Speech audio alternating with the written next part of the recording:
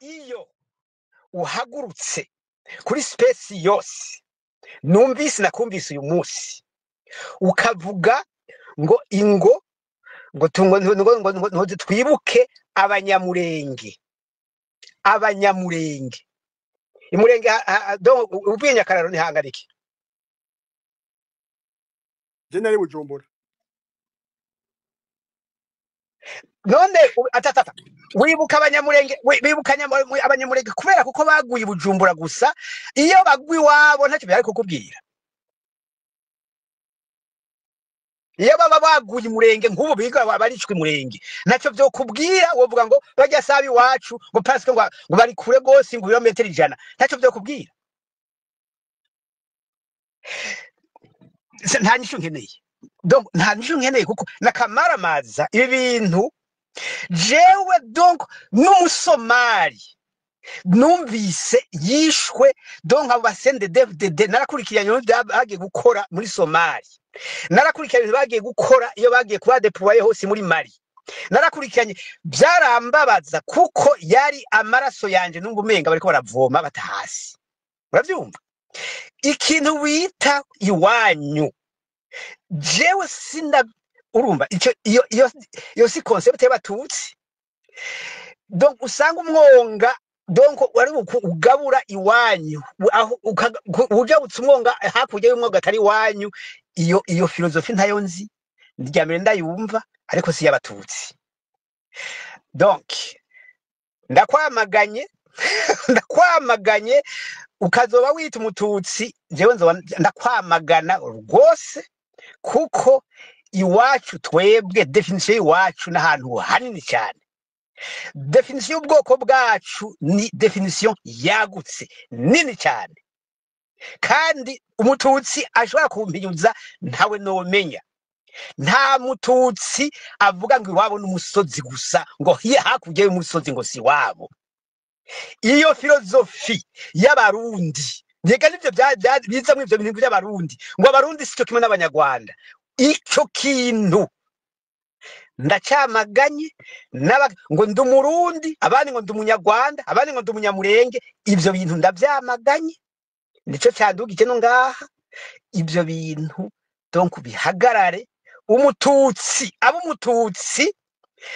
donc guhera ahari acatrasa donc umugozi ushika ku mpera y'isi kuko isi yose yuzuye abatutsi donc kontina yose yuzuye abatutsi ndagushaka gusita amazina yabo y'ubwoko bwabo n'amatribi yabo n'indimi bavuga n'amatradition zabo iyi si yose donc kontina yose yuzuye abatutsi n'amazina yabo turayazi twaragiye mu ma organisation y'abatohoje yose turakorana nayo turayazi harayo tutaramenya mbwa turacyabana tuyatohoza babatutsi kwisi yose gushika muri za Chine Inde Japan Birmanie rumva d'America Latina Argentine Brazil tusa abatutsi duhuye uyu munsi genda bikubwiye tugwana munda tugaca dutangurira aho twari tugeze guhera dutandukanye tubanye kwa amaso iyi filozofi donc haryo jambo nagira mvuge muganje ndahireka kugira nzinduru donc bayita donc la philosophie donc la mentalité c'est pas la philosophie la mentalité du clocher donc en occident niko bayita l'occident chrétien le clocher kaya kada nari kisengero kayo ntuze militaire akabari kuraba gusa ibindi iyo sengero itavuze ntubahuri iyo tuyamagane niho tudevelopa notre puissance uko yakabaye ivyo rero ndarangije turashaka kubana kundi ariko ngaruka kuri itemi itemi ya 2015 donc ngivuga un ou deux aspects gusa kuko no yivuga bugaca bukira ariko un ou deux aspects icambere je vais être très bref d'ailleurs kuko iyo no yidevelopa umwanya muri ndashaka no kugaruka nkabisubira. Il y a l'attaque de 2015 sur la jeunesse tutsi. Il y a planifié donc gose bikomeye sinzi ko ndaronka n'umwanya wo kwigira kubivuga peut-être nabiciye ko gatoya donc dans la théorie du cycle des 10 ans. Donc jewe nabanje kuba abadede kuva bagishika j'étais donc attentif ku ma publication yaba na les commentaires zaba online dans des articles zandikwa après des articles akaba des commentaires hari article menshi très provocant haba hajya kuri ijya ntuze journal ntuzi iwacu haba hitwa kwakira munda Bujumbura News haba donc hadi henshi hamwe donc ya bon ntuze Jambo News imwe yaba hutu donc ntuze baba génocidaire bo mu Birigi de fils de génocidaire hose donc nkaba attentif parfois ngakontribuwa mais hariho donc un langage cru, hanyuma qui planifiait. Donc tout ce que nous avons vu et tout ce que nous voyons maintenant a été écrit dans les années 2007, 8, 9, 10. Donc byinshi narabibise d'ailleurs. Donc nta kintu na kimwe bakoreye la jeunesse y'abatutsi batari baranditse ngo burya bututsikazi ngo tuzobusambanya guhera mu gatondo gushika kagoroba ngo heburabe ngo donc ibintu donc ngo ubwo busore bwa ngo sore ngo zitazi bon ibintu ntubwira ngaha ngo twesha ngo abahutu turakomesha ngo ntuze ngo hinge gatoya ngo urumva ndacyabifise je naribitse donc munyuma ngo mbega ngo abo basende DFDD oya ngo iyo leta ntibavuga abasende ngo iyo leta ivuga ngo yarafashe igihugu ngo yaratsinze amatora ngo igihugu ngo ahutu twagifashe ngo iki gihugu twagifashe gute ngo ahantu ngo ushaka kutambuka muri ville ya Bujumbura yose ukayitambuka n'amaguru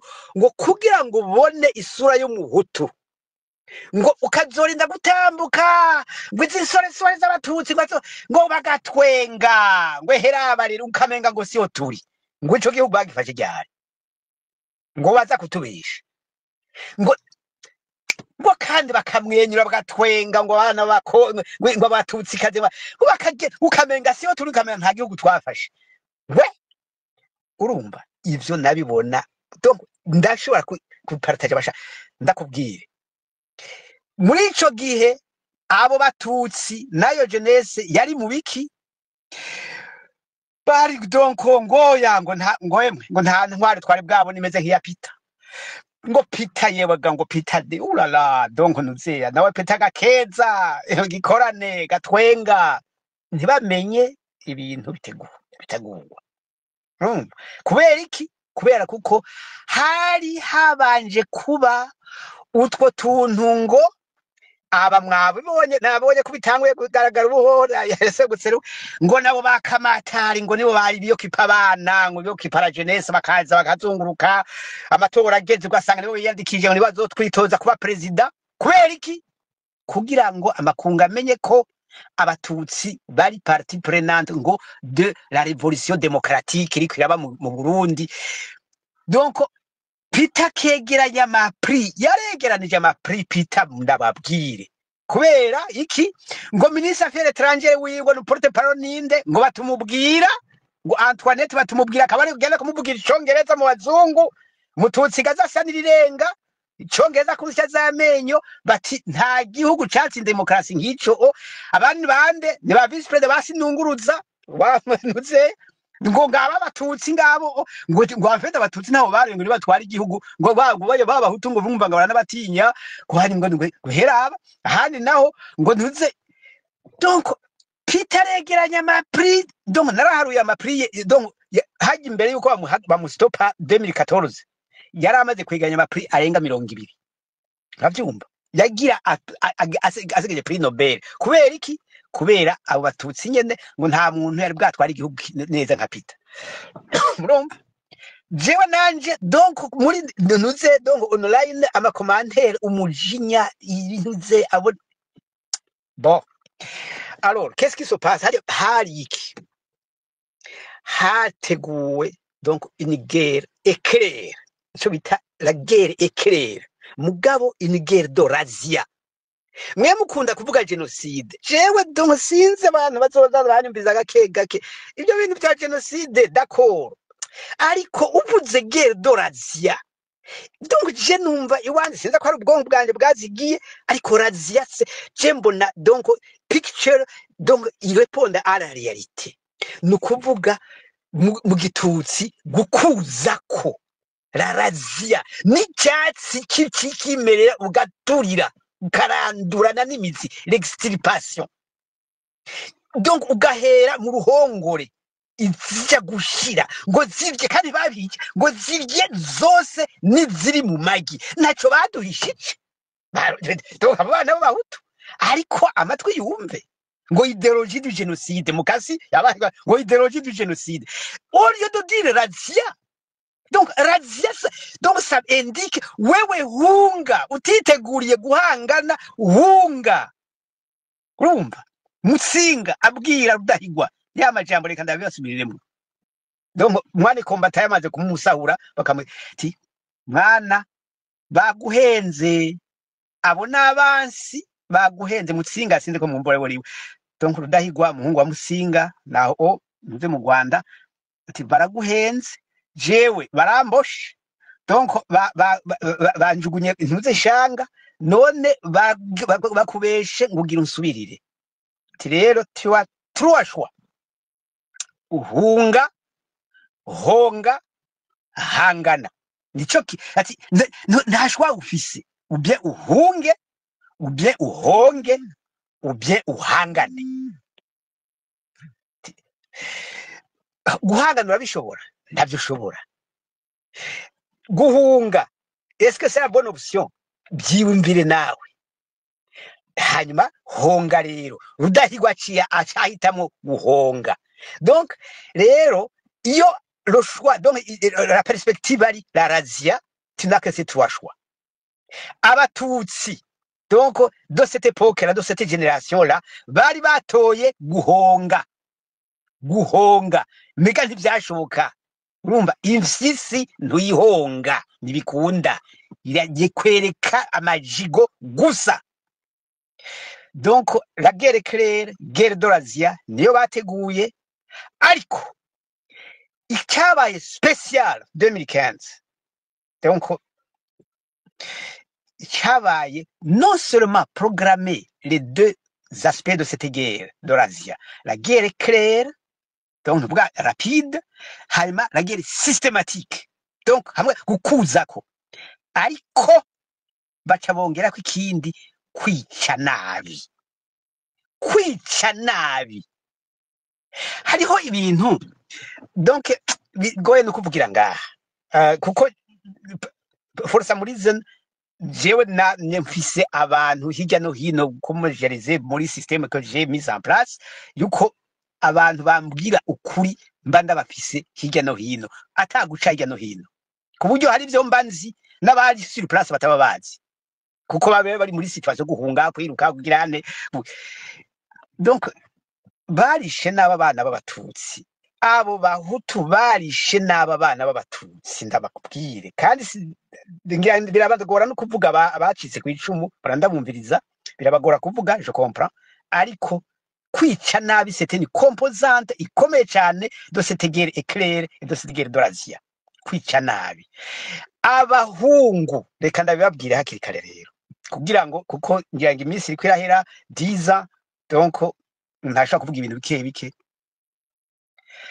nariyumviye Magi yavuze ibyo narinzi Magi ujya je pense que j'ai retenu même noté j'ai retenu son audio yaravuze ati abo bana b'abahungu barabashahuye gushika aho ibyo sinzi ko ari byo yavuze cyangwa ibindi gushaka usanga yanabivuze ariko ndabizi donc ati twahuye donc nous dire tenir des témoignages nous ko haja nyinshi asomara turahura imodoka donc bakavuga izina rya yuzuye imipfuko yuzuye inzanyi z'abana b'abahungu murabyumva neza ibyo bintu mwebwe imipfuko yuzuye ikamyo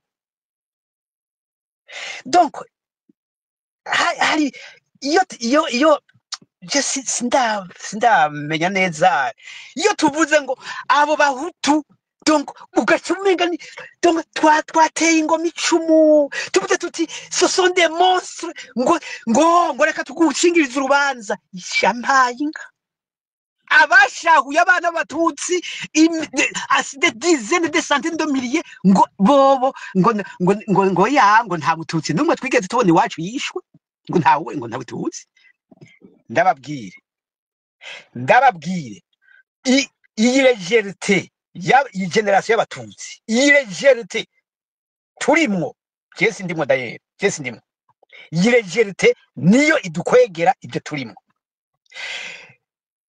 rompre avec la légèreté affronter la réalité uko imeze ukayandika ukayivuga ukayishikiriza sans peur nivyo bizodukiza donc alors bon reka kubwira ntuze kudukiza c'est pas ça la question mais l'objectif ni yahe iyo guerre d'Orazia la guerre claire ni yikwica nabyo ndabivuga no mukanya donc la razia l'objectif yayo ni kudusahura igihugu.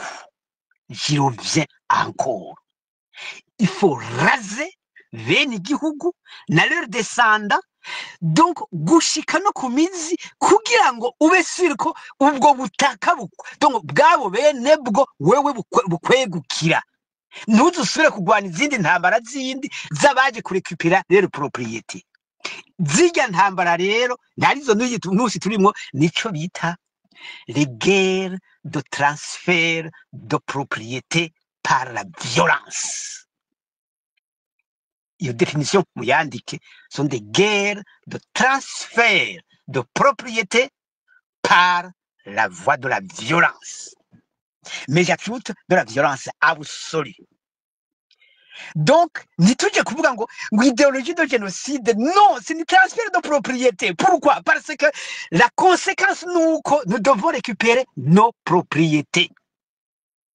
Nous, twebwe abakiriho, donc les héritiers légitimes et historiques donc de ces propriétés qui sont en train d'être transférées, donc kandi bidashoboka. Donc nous devons déclarer que le transfert était impossible puisque turiho. Ubu rero turi muri position de puissance kuko ntibashobora kudusuprima, ntibashobora kudukoraniza ahantu hamwe ngo badusuprime. Ico ni ikintu gikomeye cyane ngabanye ntuze umwanya ariko ngaruke kuri kukwica nabi pourquoi burya muri composante y'ukwica umuntu bya témoignage aho zabaye hose donc donc les guerres d'Orazia donc 72 72 donc 65 sindi ko baronse umwanya cyane ariko 72 93 donc 94 Rwanda Murenge sans doute maintenant donc ariko avec un cynisme ikomeye ariko qui a une portée cette fois là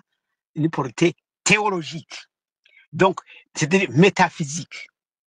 Kubera iki hajya bica n'aba batutsi reka ndabibabwira en traite de mots nabibonye muri témoignage bon ako nari nabisanzwe ndanabizi by the way hariho témoignage y'abahudukazi b'i Rwanda bajya baba barafashwe donc bariko barabiganira entre elles but ingene donc babwira umuntu w'umujournaliste aje kubabaza donc bagomba kuriga ibintu byinshi sur le mécanisme du criminel etc. Bati mbe bajya batutsi kazi ko mwe mwara abagore bakaba abagore donc mwebwe vraiment mukafata umututsi kazi mukamubaga donc kandi muri abagore ari umugore ati mwabigirira iki.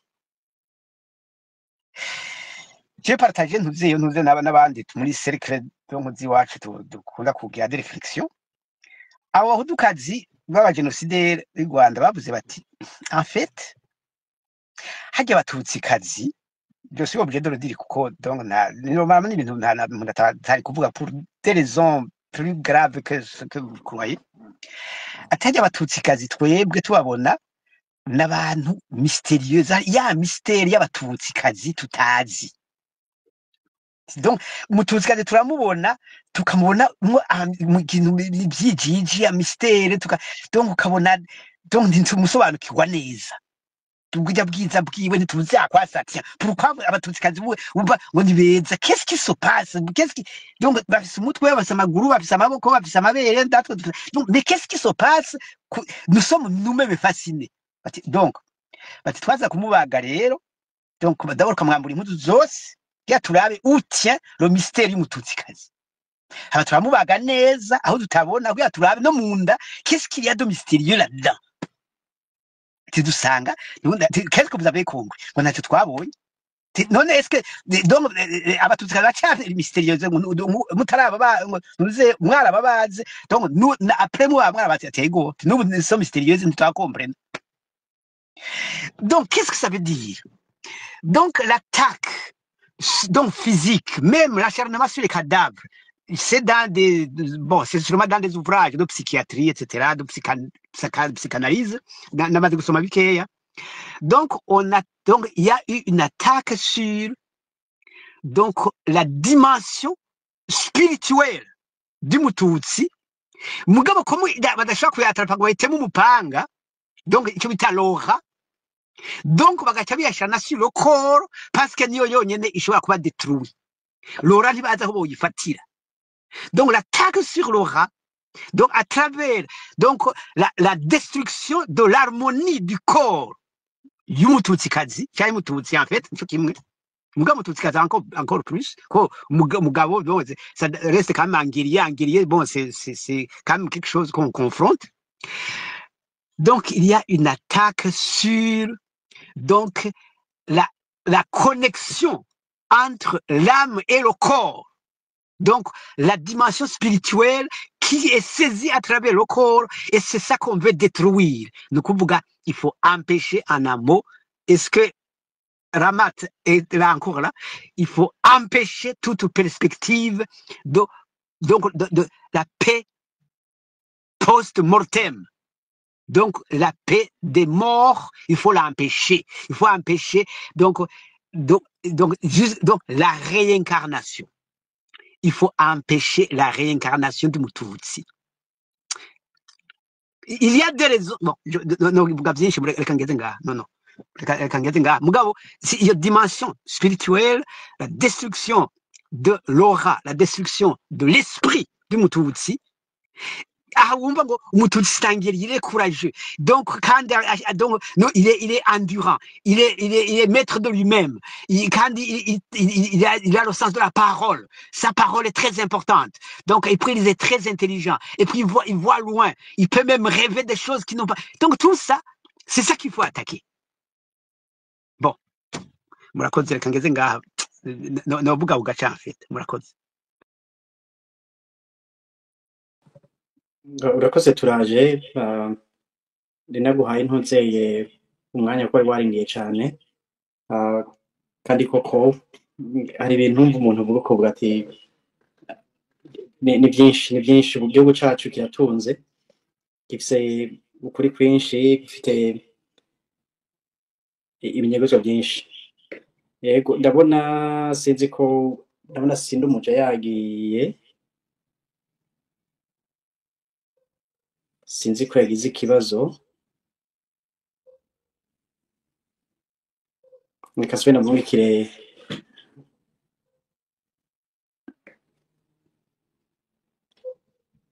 reka namurikire ku host twe turacabona sinzi gituma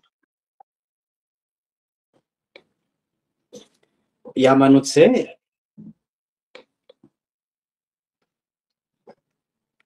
Okay, ashobora kuba yagize sinzi ko iragi bafite icyo kongera ko namukiye Mike bose byinshi mugabo bifatiye ku murabona ko hariho des groupes qui se sont formés et qui continuent de se former wakoze no kutubwira ujya muntu nari nashase kubivuga nk'umuntu nanje nkuze ibintu by'amafamiye ntitubikeneye nigeze kuba ndamuhuburoro ndavuga nti abantu bose ndafise legitimité yo kuza kwigisha yego ubu ufise ubumenyi mugabo ubumenyi hari ibihugu naho buri docteur waravyize neza uzi kuvura baraba n'imico uko imeze.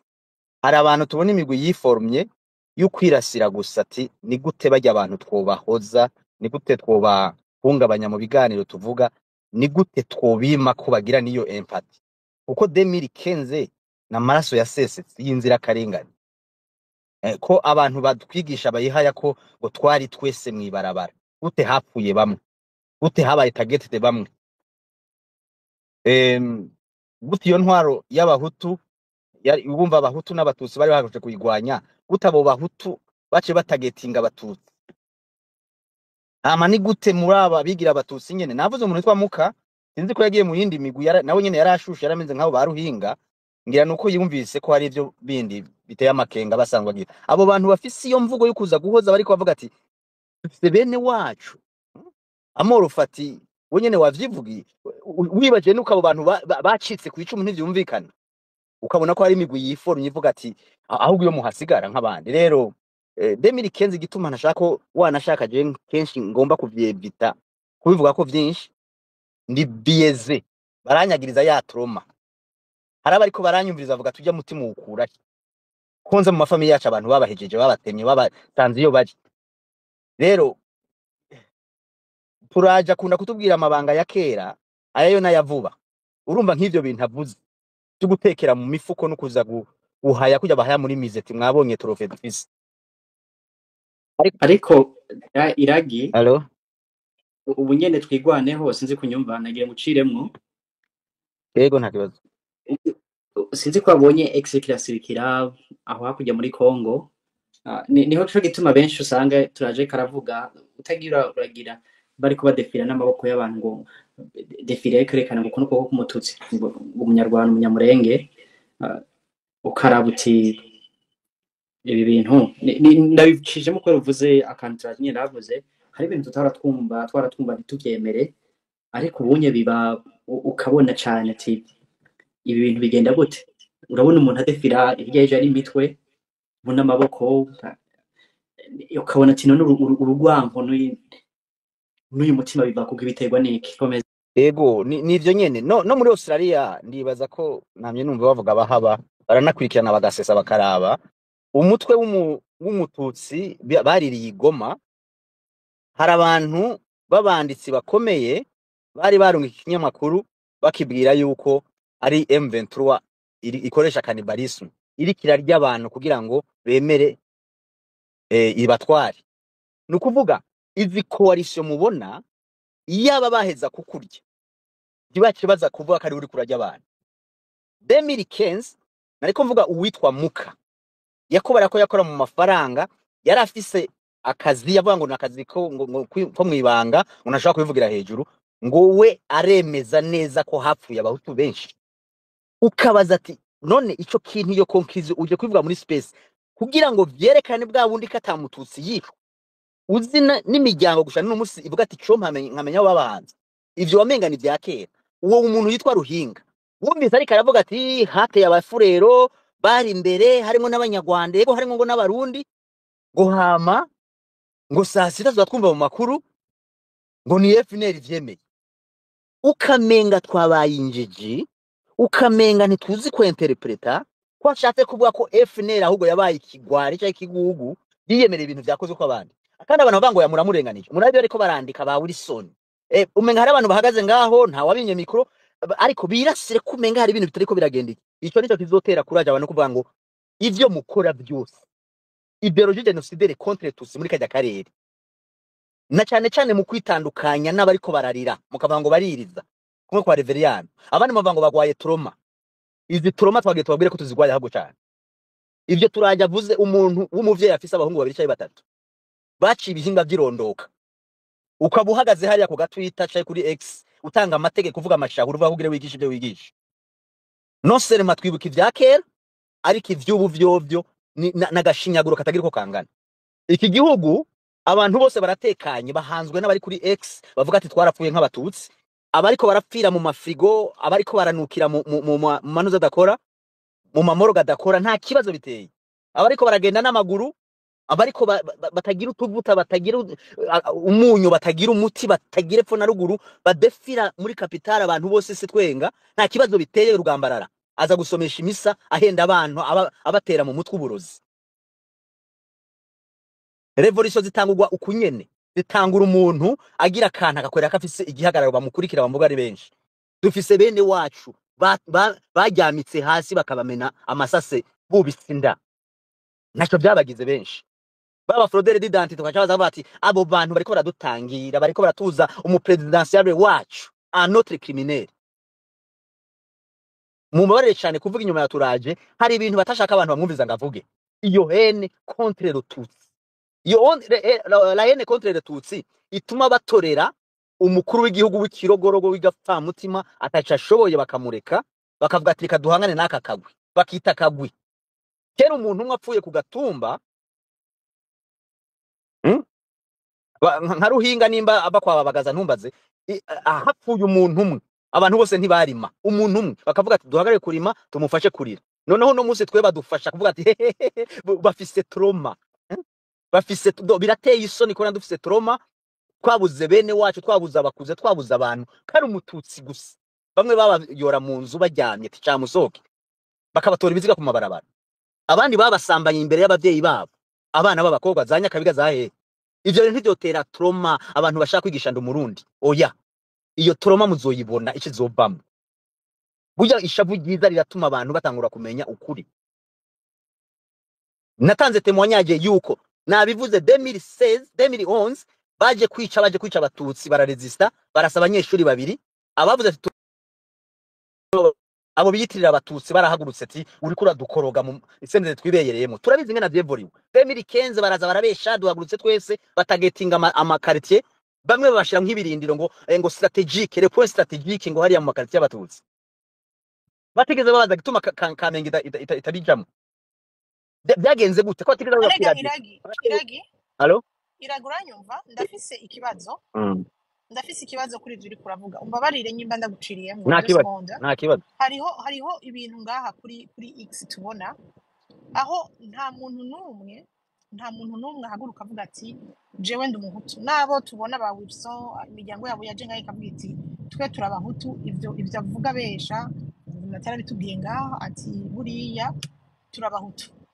Mugabo niyo babesha ngo n'abatutsi aba bose ba Pacifique bandi, nta numwe muri bo avuga ati jewe ndi umututsi baradukorera ihonyabwoko, reka dusabe ijya raporo bashize muri tiroire yo muri Nations Unies dusaba ubutungane ku batutsi.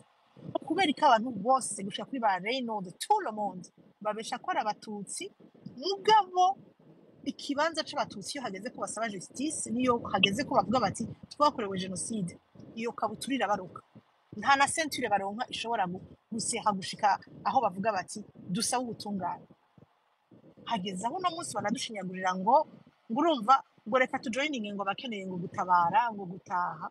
Abo bakeneye gutaha no gutabara uzuyemo wa genocide, kuki bose babesha ngo n'abatutsi ariko ntibasaba ubutungane bw'abatutsi. Uwo bukozi naturaje cyangwa Maxime uri ngaha amufashe adusigurira ibi bintu, hari ibintu tudatahura. Urakoze.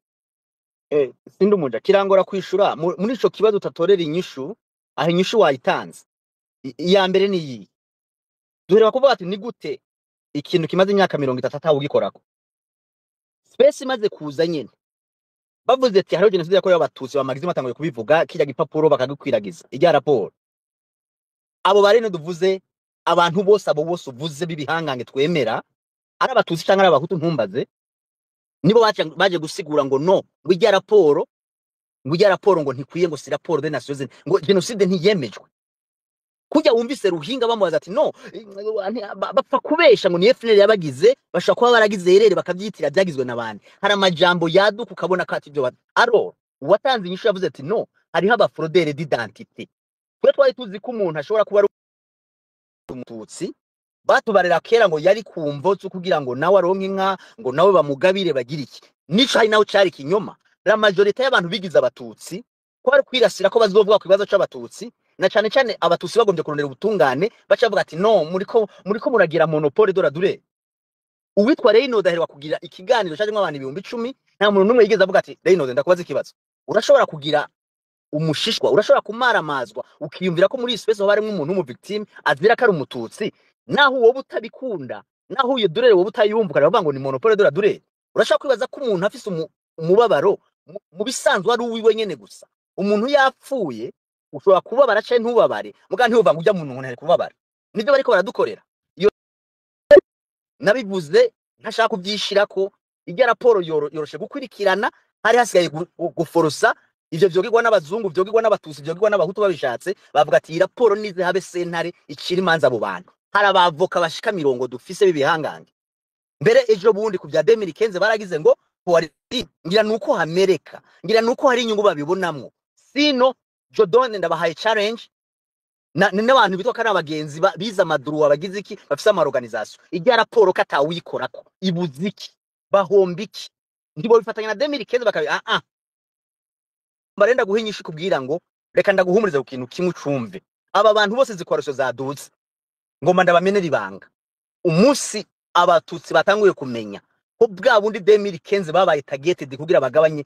nombre y'abatutsi bo kwigwanira abo bantu bazorenda kumara imyaka 10 bari mu kibira ngo bagomba kwigwanira iryo none abaha challenge nkabibabwira nshobora kuba ntarimwo nshobora kuba kutabibona mugabo bantu batanguye kubona ati kurya umunyarwanda yapfuye amakungarorera bakavuga ahubwo ko ari n'umutegetse kwa Habyarimana bakavuga mbere kari batwara intera bijya byose babise nivyo bagiye kuza baratwita kuko tuzovuga ngo twaramenye ko bwa bundi mwigiza abatutsi bamwe kugira ngo ijwi ry'abatutsi riyoberane durere ntiyumvikane ubu bose aba psychologue ubu bose barazi ko tugwaye no kuvuga turi kuri antene mariko bate hujya mu nge narira kijya kijuju nge nagwaye nge nababaye niyo majambo barimwo ayo rero azotuma bariko bararira n'abababaye bavuga ngo tutitayeho yacagitigiri mwatanga c'ababaye kari baki umunsi umwe muzobasanga bagiye kwigwanira ntibazoza ko bahangagara kuri X kandi kumbure n'abahutu babuze ingya babuze iyo baba babaza uko babayeho bazoba joining turabona n'ahandi ico nariko ndavuga gusirisha baho riva uvyumve neza tubona neza ko za coalition ziba kugira ngo birasire kuwo twanse akundika twakoze iceye twabakoze ahababaza muba ko gwasa mu isafara atarakwiye no kuja ku kiganiro kanaka twabwiye ko gwasa kujya ari mu namashinga amateka ari iceye kuri kijya gihugu yahekuriyemo abanyamahanga yahekuriyemo ubwoko bw'abatusi yitwa paripehutu kubona ari mu namashinga amateka mu bisanzwe nivumwe ku gihugu noneho abandi bayibonyemo umutahi bavuga ati ahubwo ntakwiye kumushinga amateka gusa akwiye ahubwo kuro igiti cyo hejuru akadutahana tugasubira mu gihugu kabaciza gitwamwa n'umugenosideri iyo niyo ntambara yadutse Wilson yoduga aho kuza kwandika utuntu ndazi ko yokumva ko yahenzwa ahendwa gute nimba ari umututsi yarahenzwe nimba ari umuhutu ariko akora yarore y'abandi bakora ati no si twe twenyene twabuze sindumva umuntu avuga ngo sigiye umuntu ngo sinoja kwitwara ngo kuko nabandi barapfuye ubwo ibyo bintu bibwirwa abatutsi babivuze ngo rego hari n'abahutu bapfuye nkuko umenya gusaba urutungane ku mututsi ntibikwiye mu gihe atasabiye n'ubutungane abahutu ibyo bintu ndavyumvise muri izi space no cyane cyane mu hana hagati y'akazi na muntu sinu ubandwa niwe abandwa urugi bakwiciye umuntu uja kwitwara abandi bakagurira impu ce bakavyihoza bakazokurindira ko bica babo mugabo uno dravinge nabatubwira gatondo ku murango ngo bajya abantu kajya kagwe kavuga ndi mututsi karondera genocide kariko karadukwegera ntikibuka ko gafise monopole dola durere iryo ni gitero cyatumye n'abanyarwanda babwiga uko n'abakongomane bwo bwatutsi babwiga uko ngo nibugende muri Savyinyo nibuhereyo nibwangare bamwe ariko n'abaguri Bujumbura ati nti muri n'ubwoko mwebwe muravuga ko muri abanyamurenge muturuka ni Burundi n'umwami tumusangiye babigirirwa n'ababishe iyi ntambara igiye guhezwa n'ico nyene ikimwita gusara burya abasazi babona abandi karabasazi sinzovuze ngo barushana amarevo gusa sinzopfa mvuze ngo umuhutu avuze ngo narabuze sinzava ngo urivugisha cyangwa ngo ntubivuga nabivuge nanje mvuga ivyanje ahubwo twari kuba bariye tukavuga ati turondere hamwe abicanye oya Reynold bamuhaye igiti baramupromotinga bitaba amaspace yiwe kukavuga ivyo bashaka ngo bajya abantu ngo bagomba kuvuga ivyo abatutsi bagomba kutugumiza mu buhungiro mu kwanka gwasa yudutahanye ica 2015 murumvise ko hari ubushashe n'amagunira byari byuzuye ibitsina by'abatutsi hari abantu babizi kuturusha batobivuga kubera ivyo bisinangira n'ivyabo banka abo bantu bazotabigwanire kandi bizozana karambaraye murakoze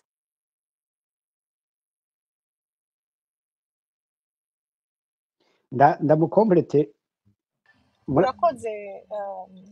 urakoze cyane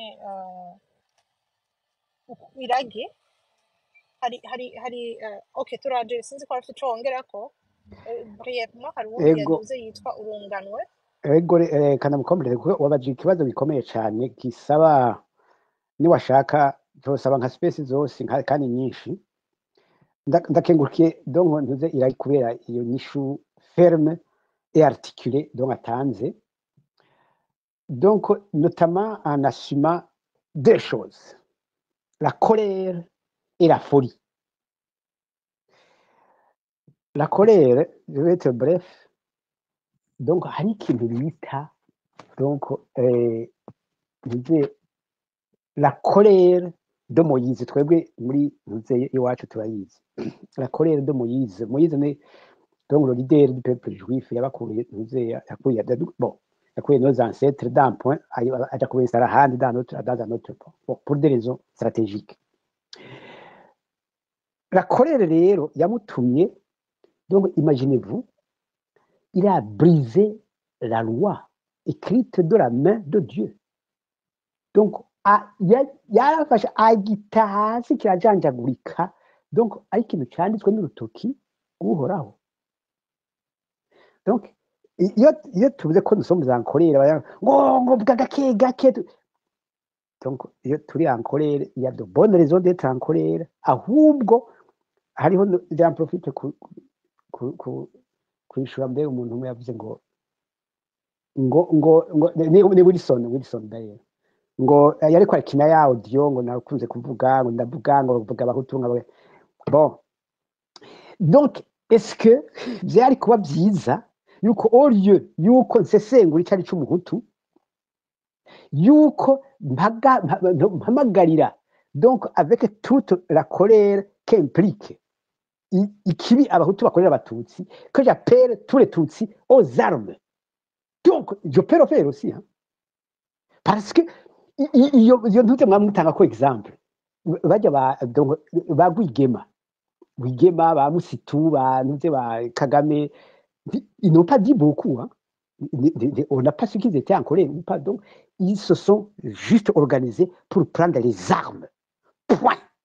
turaje hari ama video yo kuri France canke TV mone radio y'Ubufaransa basanze Kagame mu ishamba, la colère yagize ngira ntasubira kuyigira. Hari abantu baza ko la colère menga c'est l'émotion, avuga ati muri kumaza kubaza ibibazo ngo turabicanye bariko baratwica abantu ku misozi mubishoboye nimo batabara bandanye.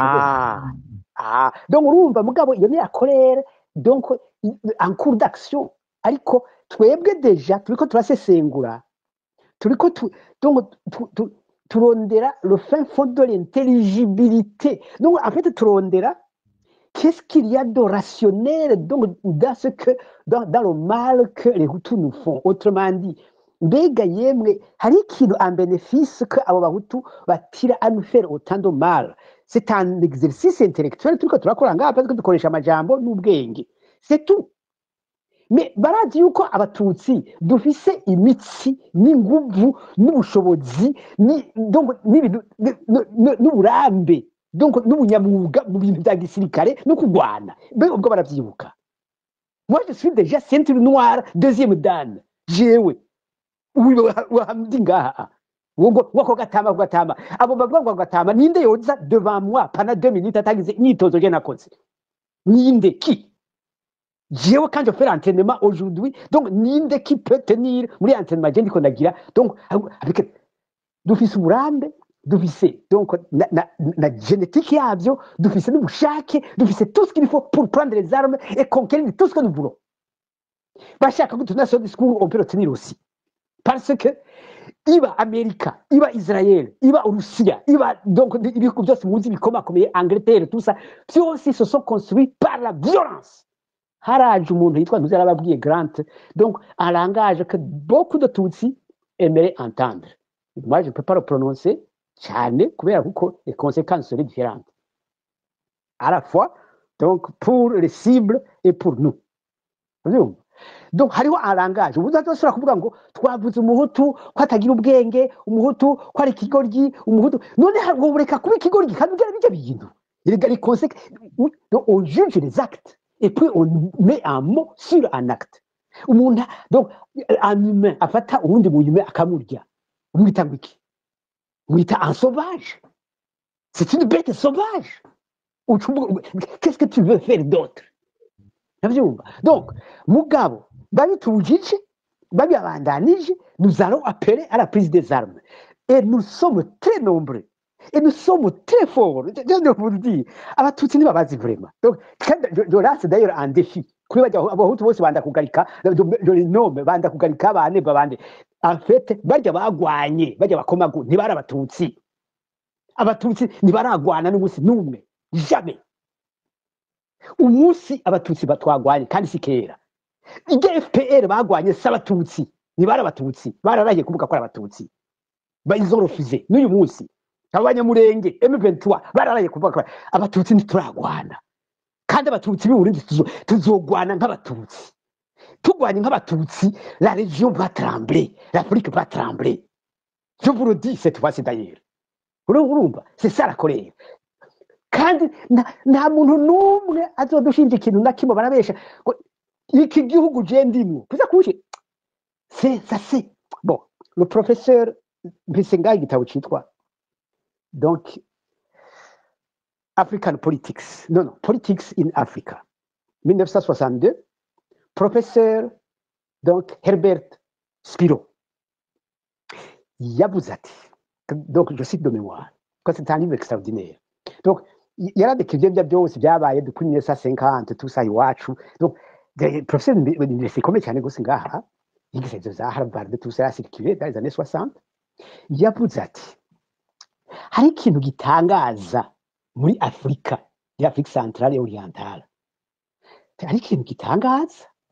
Donc harazi igihe umuntu akiyadukiza akavuga ati ubu rero donc ntuze guhera uyu munsi igihugu donc en territoire yitwa gutya tuyise gutya canke après un certain temps ati aha hitwa gutya twafatanije n'iki gihugu kindi ngo tega tukite ngo East Africa ntuze something ati les citoyens ntaco bibabwiye umenga bari ngaho ati écoutez ati hajya rero la gravité y'ibintu bishikira abanyafrika ati niyo esprit d'inconscience donc qui n'ont aucune conscience des modifications zibabako uyu munsi wahora witwa ntuze donc ntuze c'est ruhinda ejo bagaca bakwita ntuze gasupari ukamenya ntacyo bitwaye donc comme ça ati eh bien ati donc les grandes nations occidentales ati donc en commençant par l'Amérique les États-Unis c'était ngaha ati donc il a fallu juste akantu gato donc kongereza donc taxe ngo kusuru donc ngo kantu kanuza kameze ikicyayi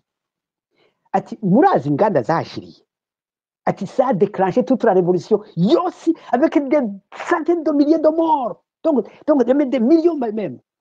On prend les armes pour un rien. En Occident, nous prenons des armes pour un rien qui modifient la tradition des gens, la façon de penser, de voir les choses, la petite carte, un petit point comme ça. Nous prenons les armes et les guerres commencent comme ça, tout de suite. Herbert Spiro, j'ai le livre ici, où chacun peut le donc, il y a une inconscience. Ngo ntibugire hejuru, ngo gira gake gake. Ngo ibyo ntibivugwa. Ndababwire bizohagarara, ibyo bizohagarara.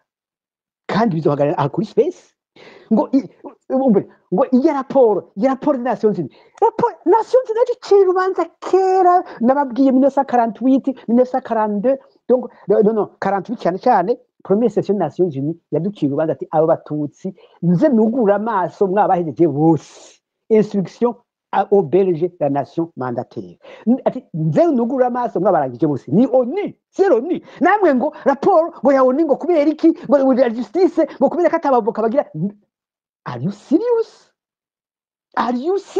baragucira urubanza barakata donc je peux vous lire les articles nuko nabise ngaha donc murasoma donc nous donc la première assemblée générale des Nations Unies yakozwe ko kubatutsi gusa 1948.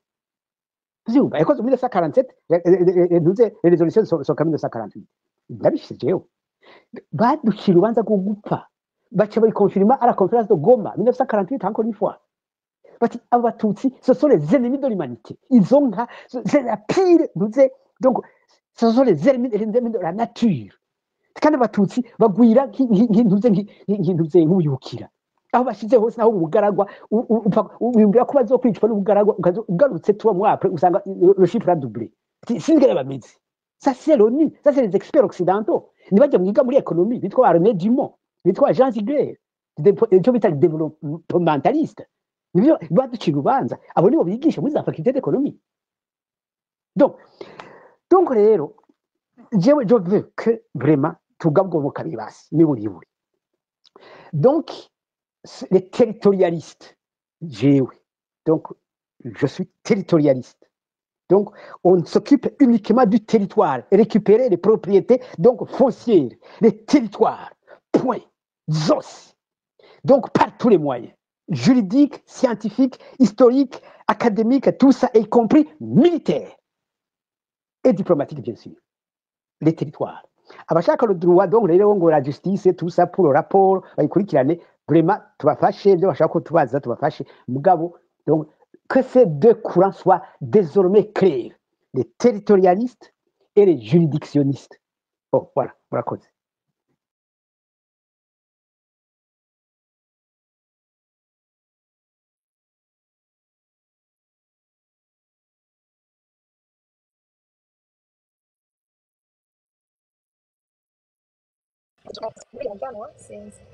amoko sinzi kuri hafi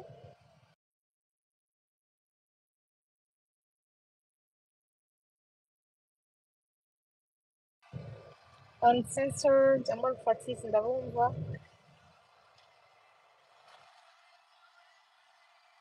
Okay, bon, ndabona iragara cyari hejuru sinzi ko afite icyo yokongera ko kubyo turaje kuvuga. Nibaza ko duca dusozera space imaze umwanya.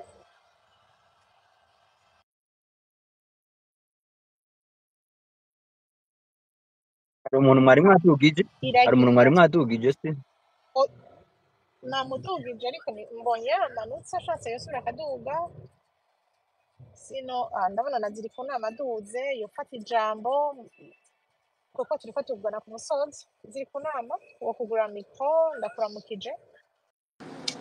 Urakoze umpa 2 minutes nkaca nza mu kanya.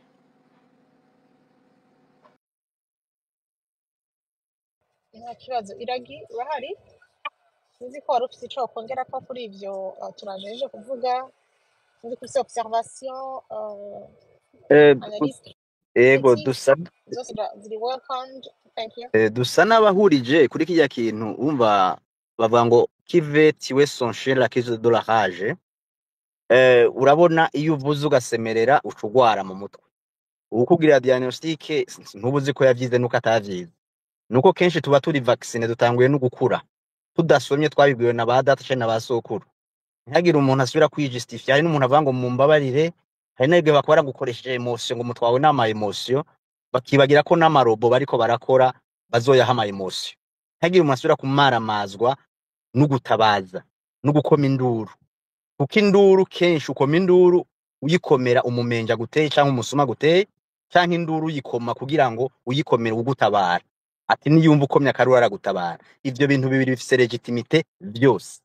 Ikindi turaje yabivuze la folie ngira na haje nico nyene ni strategy bakoresha ntagira umuntu asubira kumaramazwa no kubona yarabuze uwe muri 1993 canke imbere yaho canke inyuma yaho ngo yumve ko bavuze ko ashobora kuba gwaye ngo aradasinziriye timbe yawo usanga ngwaye ahubwo igitanganye rimwe wowe ukomeye mugabe ico duhuriza kuri kumwe nabo bibaza ngo bakunda kuvuga ngo mbe yako muvuga gusa muzovuga gushika ryari.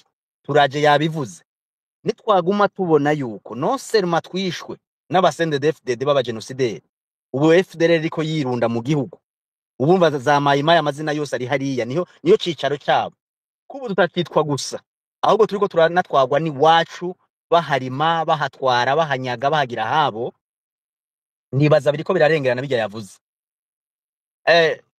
bagomba no kubivuga bibaza ati ntihazobura ubumenyi ibanga akavugira hejuru ihibambewe musi mwirinde gusubira gusangira ijambo n'abatagira ijambo bajya bisaba gumya banga kumbura ari bimena banga twarabibonye barashaka ati bazoheva bagirisha bo babivuge mufatira aho nyene jewe si ico tudahuriza ko naturaje jewe nzi ko twakuranye n'abakozi hagize umuntu agutegera abo bakozi bashobora kugwana kurusha wewe jenzi iki gihugu tugisangiye abafise itongo n'abatarifise abarisirose vuba nariko baragigarurira hariho abantu batanguye kubona ko ibiziga biriko binukira muri morgue bababwiye ati iyo muva hose wapfishije umuntu arara muhamvye. Hariho abantu no musi babohewe amaboko imugongo na ba rugambarara bavuga bati mwebwe mwahunze nimwe mwakoze nabi nimwe mutemeye kuba barundi. Hari abantu bagomba guboherwa amaboko imugongo na ba Reynode n'abandi benshi bafise ama space n'uburere ntimuyibagire ntimwumva aba bantu mubaro wabo ngo bagomba kugira monopole dora durere. Abo bantu mu bisanzwe batinya ko ejo abantu bazohaguruka by'ukuri batabanje kuja kwica mu babanyi canke aho bitwa ko bari bakavuga bati harageze ko twerekana ko natwe igihugu ari cacu itonga ari ryacu. Ivyo bintu igituma ndinze mvuga ya majambo wewe nyene sindi umoja wavuze ati ni kubera iki genocide yakorewe abatutsi ijyanye muri muntuze kubera iki ico kibazo kizotera ishavu umuntu hamwe avuga ati tuzogwana tuzoyihagararako makaho hagira umuntu agenda dini face officiel zijya nzu zishwamwo n'abadiplomate abandi bose no kwidigadiga babaze ati ni kubera iki hari dossier yerekeye Burundi ivuze nga ivyo bintu nagomba ndavyumvisha bariko barigisha ndumurundi bavyigishe ko rya ihanyabwoko litagizwe n'umurundi byakozwe n'abahutu barikorera abatutsi nta munyamahanga yaje gukora ihonyabwoko mu Burundi. Abo bazanye numva banabazi ngo barazi indimi bavuga bari baje ku butumire bw'abahutu bari bafatakanije no gutema mu Rwanda. Aya majambo agiye kuba clear and net. Icanyuma imbere yuko ngira ziri kumana ari karaduga kenshi uzobana umuntu akubuza kwihagararako akubuza kwigwanira akwita izina ngo ako kagwi nandadaye yavuga rameme shoze ngo ubwo buntu ngo buri kurusha ngo tuzobugira ubusa no kuvuga hariho imvugo bose bama basangiye uvuze ngo kajya kagwi kubera uvuze ati bene kubera genocide yemejwe raporo ihari yanditse no arsiri bradashobora no gufuta muyizi ni nimero ni guta tawikorako no mubitwa abatutsi nuko kenshi bamanitse amaboko canke batinya kwica ngo za karere zabo zoja muri za nations zini no kuja ahantu basayangana no kuja mu ma Geneve n'ahandi. Ubu rero muze tuvyikorera kubera iki bitegurwa mu gusesangura muvuga ngo ntitwari tuzi ko hariho umuntu yitwa Karanira gataya kazina muntu atubarira ati banzu sacrifice justice tujane no mu genocide gutwara igihugu ntitwari tuvyizi. Rero burya akereke chose marerebo ko banavyerekanye ubutagira inasenga risenga nico nyene no kongerako kandi intambwe tugezeko ni norotu na cane cane nimba muzi ko hari impunzi ziri mahama zitarya zitiga zibuze zicigwa bufuri na buhoro bazibwira ngo wa Kagame wanyu nabagaburire bavuga ati muzohera iyo mwagiye.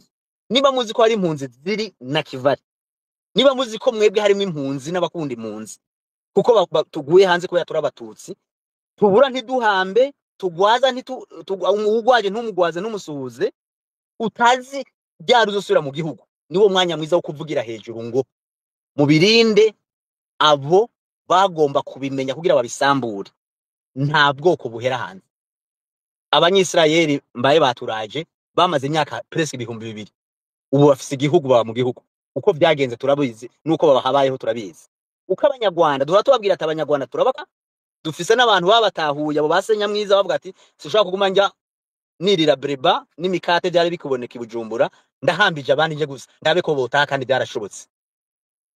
Nimba bahora bari mu Buganda bahora bari mu Rwanda bari bavuze ngo bavuye muri CNDP bakaburabuzwa bakagira iki bakabandanya bajya babo uno musi bakabafise aho uwabo aja akarya karyama n'uvuye hanze akavuga ati ndaje ndahifotoreze nahagize nabibonye. Abo bantu turazi neza ko bagomba kutubuza ntimuze mubanze kuja kwica abandi tuzobikora kuko naho ntobikora naho utobikora abana bacu n'abagenzi bacu bazobikora niko bimeze.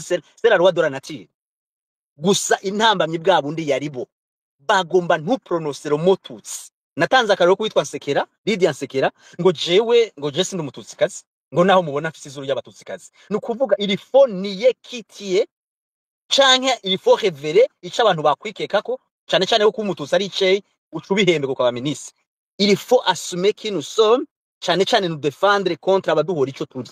Ivyo bintu bishobora kuba uno mwaka mu myaka 2 mu myaka 3 se nifuza ko mu myaka 50 ko sinzoba ndahari mugabo mumenye ko c'est la loi de la nature ijya coalition de groupe génocidaire FDLR CNDD abafrode baba ubu barugambara babihozemwe n'ababivuyemwo babikuke na babishoke bayigize kugira ngo bomore ubwoko bw'abatutsi. La haine est là, l'idéologie est là kandi indambi sinari kuvuga nk'ibya FNL ngo bayirongeshe 10 zero busansi contraire. Ikindi ziri ku nama sindumuja c'est pas gratuit abantu hamwe Ya, nagiyambuye nitwa nya Nyambo, just for your urakoze information. cyane Nyambo Nyambo c'est pas gratuit ko abadamu bahaguruka uko mungana kose mukemera ibitutsi mukemera bakabambura izo batabambitse niryo shaka bamye batinya. Dufise abamikazi, dufise bashiki bacu, dufise basenge, twumva ibyo bakora bahagurutse bakagwanira ingo zabo, bakagwanira amatongo y'abagabo babo n'abana babo. C'est pas gratuit ko muza ngaho bijya bishego babatuka nuko batinya mumaze gukurura benshi mbaye abanyarwanda. Ubwa nyuma ce sont les victimes ya 2015. C'est pas suko umuntu agushashe kwa karimi keza ngo bicabe bavyo. Hari abantu bavuga ati kubera iki mutogwanya systeme yose, kubera iki mugwanya manda ngo ya vous n'avez rien à dire. Inyuma ya manda bahaje n'ubundi ngubu bafise monopole y'ukuvuga ibigenda neza n'ibigenda nabi. Uno munsi tugiye tubona batanga amanota kubashikira nganje abakoze nabi n'abakoze neza. Donc ils ont le droit de dire de n'importe quoi, ariko nuzumva bavuze ati harageze n'ukuri ko twofasha naho noba ntari umututsi dufasha abo bantu ubutungane babuze bwa nantu baburonka. Kumva na cyane cyane base nabase cyane banyina usanga dusangiye ubwo bwoko. Kijya kintu n'iceye ni gicumuro kinyanduruko. Kubona genocide yemejwe ata muntu numwe ayivuga. Nongere gushimira turaje hari amakuru batigeze bashaka kuvuga. Ni byinshi tutayemeranya na cyane cyane kuvuga ngo aba bakozi ngo umukozi canke umu esclave ngo ntaco yofasha. Un esclave a été roi à Rome. Empereur. Gendemeranya neza ko umuntu atari inkozi y'ikibi mu bisanzwe n'ubwene gihugu busadura burongo. Nico bituma dusadura. Rome tombe hein. Okay. Ndakuzi kudaherezwa. Ndiko mvuga ntitwokingira ko Rome itomba mugabo turafise icizere ko umunsi uri izina. Ko tugira Imana n'umuntu atajya umunyu. Sinzi ko bawukeneye. Nibaza ko bari ku ntwaro bari bashaka umunyu kurusha abandi. J'espère de tout mon cœur ko hageze ko twikura ko abo bantu ba hypocrite, ba opportuniste. Ari umuntu yavuze ati nous sommes des camps opposés. Les camps de la justice aho non négociable kudacira imanza abantu bica umuntu kubera ari umututsi. Ari umurundi, ari umunyarwanda cyangwa ari umukongomani, mbere n'uwari we wese. Iyindi ka ivuga ati abo bantu bariko bagomba kuzana ivy'imanza no gutunga agatokire suspect genocide bariko batubuza ubutegetsi. Amatwa nsumira bamwe ngo bari bemerewe ko azoba premier ministre, abandi baremerewe ko azoba aba ombudsman, abandi baremerewe ko bazoseruka muri Nations Unies muri iyo leta rongo na agatogwasa. Nunuko neso. Rero kubona mwarahagaze tugahagarara ni intambwe nziza. Reka twiyumvira ibikwirikira no kwibohora no kubohora abacu. Ntibicwe n'inzara imbere yuko bicwa n'umupanga, imbere yuko bicwa na kwashi, imbere yuko ajya amatongo bayagira babo. Nico nshimye 2015 itwibusa byinshi. Itwibusa bataye amatongo akaba yigaruriwe, itwibusa bari mu binogo rusangi rugambara abasigaye abigisha ati ikotsa ni mwebwe. Iyo mwaba mwumenya ko muri abarundi sinzi ko bari kuja mu basanzwe sheke cyo bari kubana cunzi mugabo ikotsa ni mwebwe. Tubahagarire tubabwire ati ikosa ni wewe utuwa ko wakamishije kuba umututsi ugakamisha kuba utwara abasanze sheke ukaba ugomba gukamisha ndumurundi kugira ngo bikunde ni wataha bavuge ati kari mu bandi kari kwagwasa turabarundi gusa. Iho nyagoko ryakozwe n'abarundi rikorerwa abarundi. Ivyo bintu tubihagararire tuvyanke babanke badutuke ariko ugutuka ntagutorera tuzobatanga imbere. Murakoze cyane.